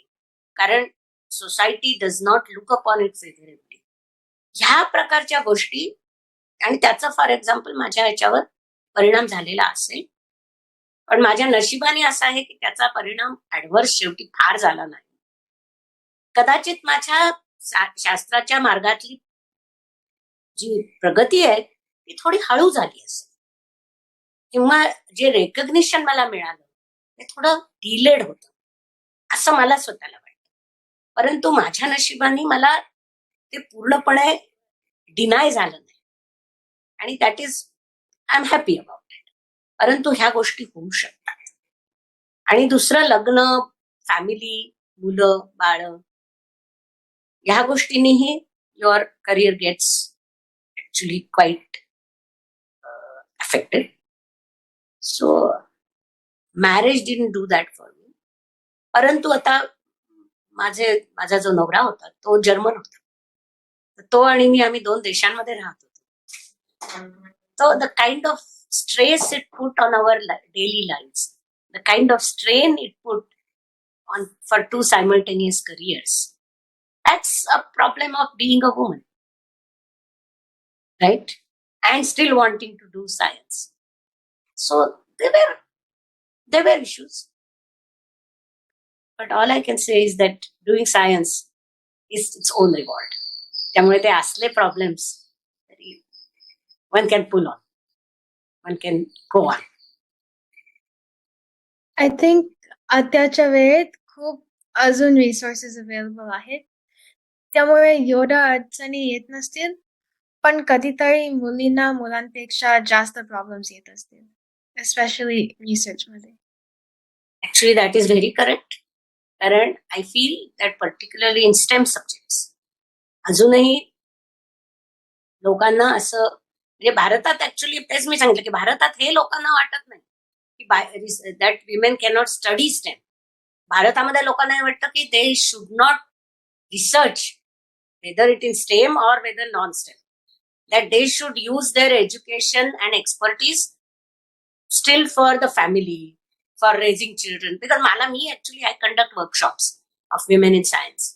त्यावेळेला मला काही लोकांनी असे प्रश्न विचारलेले की बरेचदा मी हे सांगते की भारतामध्ये तर असं आहे की पीएचडी होणाऱ्या लोकांमध्ये 25% बायका असतात पीएचडी इन स्टेम सब्जेक्ट. पण जॉब्स मध्ये बघायला गेलं तर 10% फक्त बायका आहेत. Professional jobs, professors, associate professors, vice chancellors. म्हणजे 15% get lost after training themselves ना, की पीएचडी केलंय, ट्रेनिंग घेतलंय आणि देन दे आर लॉस्ट. तर मी साधारण म्हणते की दिस इज व्हेरी बॅड. हेच म्हटल्यावर मला कोणतरी एकदा म्हटलं होतं ऑडियन्स मधून की त्या एवढे शिकल्या आहेत त्यामुळे ते त्यांच्या मुलाबाळांना चांगलं शिकवू शकतील, हा त्यांच्या शिक्षणाचा फायदा नाही का? त्यांनी कॉलेजमध्ये आणि युनिव्हर्सिटीजमध्ये जाऊन रिसर्चच कशाला करायला? तेव्हा जोपर्यंत ही प्रवृत्ती आहे ना, तोपर्यंत तू जे म्हणतेस ते ऍडिशनल प्रॉब्लेम्स राहणारच. तेव्हा आपल्याला ते बदलण्याच्या दृष्टीने विचार करायला पाहिजे की बेसिकली द स्टोरी इज, ज्याला जे करावंसं वाटतं, ज्याला जे करता येतं ते त्यांनी करावं. एखादा पुरुष आहे म्हणून त्यांनी पीएचडी करून संशोधन करायलाच पाहिजे, त्याला त्याच्यात इंटरेस्ट नसला तरी. आणि एखादी बाई आहे, तिला ती बाई आहे म्हणून तिने संशोधन करू नये, अशा प्रकारची वृत्ती जी आहे ती वृत्ती जायला हवी. कारण वेन वी जज अ मॅन ऑल्सो, वी जज a man success by saying, oh how far have you risen up in your profession. You don't do that for a woman. Even we do that. तर हे जे biases आहेत ना, त्या बायसेसचा फार मोठा problem आहे. पण एवढं काम केल्यानंतर तुमच्या करिअर मधील प्राऊडेस्ट मोमेंट कोणती होती? This is actually very easy to answer. This is one question which is very easy to answer. तुला सांगू, मी जेव्हा there is a big international lab, CERN म्हणून आहे जिनिव्हामध्ये, आणि ती मोठी लॅबोरेटरी, इंटरनॅशनल म्हणजे सगळ्या देशातनं तिथे लोक येतात. आणि 2012 मध्ये हिग्स बोझॉनची डिस्कव्हरी त्यांनी अनाऊन्स केली. आणि that discovery was actually the capping moment for the entire subject of particle physics. आणि माझं संपूर्ण आयुष्य, तुला मी सांगितलं त्याप्रमाणे, माझा दुसरा पेपर हिग्स बोझॉनवर होता, त्यामुळे संपूर्ण आयुष्यभर मी हिग्स बोझॉनवर काम करत होते. आणि त्या अनाउन्समेंटच्या वेळेला मी CERN मध्ये होते. आणि मी कशासाठी तिथे होते तर CERN एक इंटरनॅशनल स्कूल विद्यार्थ्यांसाठी समरमध्ये घेतात. तर ते परत संपूर्ण सगळ्या जगामधनं विद्यार्थी तिथे येतात. अबाउट 200-300 विद्यार्थी असतात. आणि त्या 300 विद्यार्थ्यांना स्टँडर्ड मॉडेलवर मी लेक्चर्स देणार होते. आणि ती लेक्चर्स 4 जुलै 2012ला 10 वाजता सुरू होणार होती. आणि 4 जुलै 2012ला 9 वाजता CERN announce the discovery of the Higgs boson. आणि त्या दिवशी दुपारी lectures got shifted to 1 o'clock. आणि मी माझं पहिलं लेक्चर त्या कोर्स मधलं दिलं when I started with the announcement of the discovery of the Higgs boson. That मी CERNला त्या दिवशी होते आणि मी ते शोधल्यावर तासाभराच्या आत, 2 तासाच्या आत विद्यार्थ्यांना त्याच्यावर लेक्चर देऊ शकले, ह्याच्यापेक्षा मला तर दुसरं आणखीन काही जास्त प्राऊड सांगता येणार नाही. तशा छोट्या छोट्या काही गोष्टी आहेत की आता कुठेतरी मी रिसेंटली चायनामध्ये गेले होते आणि एक मुलगा मला एअरपोर्टवरनं घ्यायला गेला. मी कुठल्या तरी ऍडव्हायझरी कमिटीची मेंबर आहे म्हणून एक मुलगा मला एअरपोर्टवर घ्यायला आला गाडी घेऊन. आणि मग मला म्हणाला, तुम्ही 10 वर्षापूर्वी CERNला लेक्चर्स दिली तेव्हा मी तुमचे लेक्चर्स ऐकले. So you feel you are really part of the global science world. A student in China telling you, I remember your lectures from 10 years ago. It gives a great feeling. कारण science आणि संशोधन हे खरोखरीच एक आहे. सगळ्या जगभराचं, सगळ्या human काइंडचं हे एम आहे. तेव्हा आपल्याला जाणवतं it's an enterprise run by the entire humanity. And I think the fact that I can be part of this exercise is my proudest. मावशी, तुमच्या करिअर मध्ये तुम्ही खूप महत्वाचे काम केले आणि ऐकून छान वाटले. Thank you for your comment. मावशी, तुम्हाला इंडियन गव्हर्नमेंट कडून पद्मश्री मिळाली, तो अनुभव कसा होता? तो अनुभव फारच चांगला होता. कारण खरं सांगू का, तशी त्याच्या आधी मला सायन्समध्ये वेगवेगळी प्राइजेस, अवॉर्ड्स मिळालेली होते. पण ह्या अवॉर्डचं महत्व काय आहे की हे शास्त्र सायन्स साठीच फक्त नाहीये. It's for science and society. So it is service to science and society. आणि भारतामध्ये दरवर्षी फक्त 80 ते 90 लोकांना ही पद्म पुरस्कार मिळतात. आणि त्याच्यामध्ये सायन्स अँड टेक्नॉलॉजी आणि इंजिनिअरिंग त्याला साधारणपणे 6-7 याच्यापेक्षा जास्त मिळत नाही. आणि त्याच्यामध्ये बायकांना आतापर्यंत फिजिक्स साठी मिळालेली जवळजवळ नाहीच.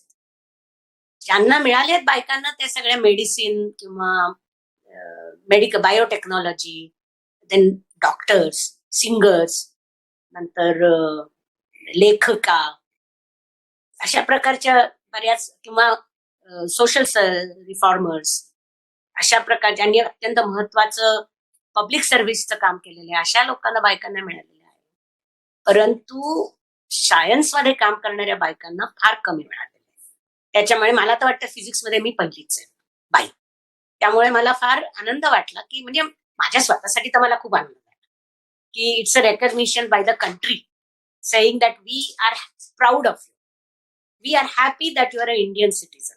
असा त्यातनं थोडासा भाग येतो. तर तो अतिशयच म्हणजे मनाला भावून जातो की आपल्या कोणीतरी आई वडिलांनी आपल्या पाठीवर थाप मारावी तसं थोडंसं वाटतंय की we are proud, we don't understand what you do but we are proud that you are doing this. अशा प्रकारचं थोडंसं ते असतं. त्यामुळे मला फार बरं वाटलं. पण बाई म्हणून मला शास्त्रामध्ये मिळालेले मी पहिल्या काही बायकांमधले मला की this shows something about emancipation in reflection of bigger presence of women in science.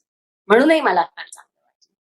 आणि मी ज्या विषयात काम करते म्हणजे पार्टिकल फिजिक्स हा तसा अगदी थोडा एसोटेरिक विषय आहे.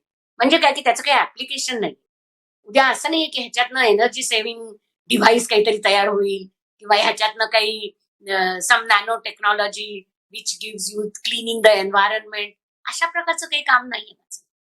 तर असं असताना निव्वळ सैद्धांतिक असं थिअरिटिकल वर्क सुद्धा it's an important part of the progress of science. ह्याचंही रेकग्निशन ह्या अवॉर्डमध्ये आहे.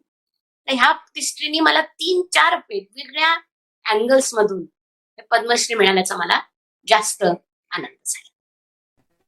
Congratulations, that's such a great honor. Thank you. Maushi, after working for so many years and accomplishing so many things, what still keeps you going? Curiosity and the fun. Seriously मी तुला फार सांगते, फार पूर्वी मी 25-30 वर्षाची होते आणि तेव्हा मी काही विद्यार्थ्यांना सांगितलं होतं की ज्या दिवशी संशोधन करण्यातली गंमत जाईल त्या दिवशी मी संशोधन थांबले. पण अजून ती गंमत नाही गेली. अजून थोडस काहीतरी नवीन सापडतं की संशोधनामध्ये गंमत काय असते की हे काही आपण काही none of us are Newtons. तर म्हणजे एकदम ग्रॅव्हिटीचा लॉ काही आपल्याला डोक्यावर ऍपल पडलं म्हणून आपल्याला सुचणार नाहीये. परंतु साधारण शास्त्रज्ञाच्या आयुष्यात काय असतं की कम्युनिटीला नाही माहीत असलेलं असं काहीतरी एक नवीन ऑब्झर्वेशन मी करू शकते and which helps the progress of the field in some small way. आणि दॅट फिलिंग की लोकांना हे माहिती नाही पण मला हे कळलंय आणि मी हे लोकांना सांगणार आहे, याच्यामध्ये जी खूप गंमत असते आणि त्या गमतीमुळे that fun keeps me going. Yeah, I agree. Gammat curiosity खूप महत्वाचं आहे. एक्झॅक्टली. मावशी, गंमत जम्मत रेडिओ ऐकणाऱ्या बालमित्रांसाठी एक खास संदेश द्याल का? माय गॉड, संदेश देऊ? बरं, मी संदेश नाही देणार खरं म्हणजे, पण मी सांगीन मला काय वाटतं ते. की आयुष्यामध्ये तुम्हाला जे मनापासून करावंसं वाटेल ना ते करा. कोणीतरी सांगितलं किंवा लोक म्हणतात की ह्या मार्गाने तुम्ही गेलात तर तुम्ही जास्त सक्सेसफुल व्हाल, म्हणून तुम्हाला ते आवडत नसलं तरी सुद्धा ते करायचं असं करू नका. जे काही मार्ग तुम्ही निवडणार आहात तो मनापासून हे करावंसं वाटतं, करण्यामध्ये गंमत येईल असं वाटतं म्हणून करावं, बाकी काही नाही. And then finally one last thing, be true to yourself. Be true to yourself and then everything goes fine.